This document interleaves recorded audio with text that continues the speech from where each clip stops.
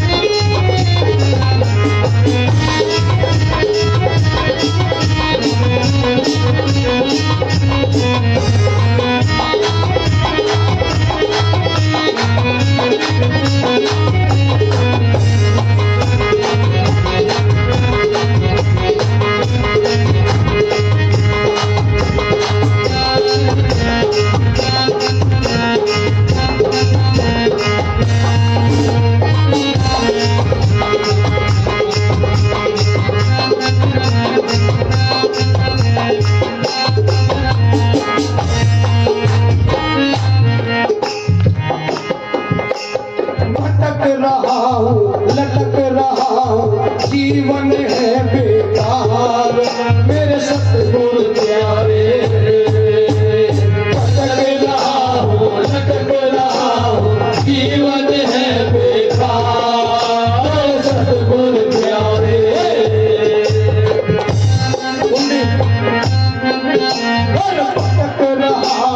लटक रहा हूँ, जीवन है बेकार मेरे सतगुरु प्यारे।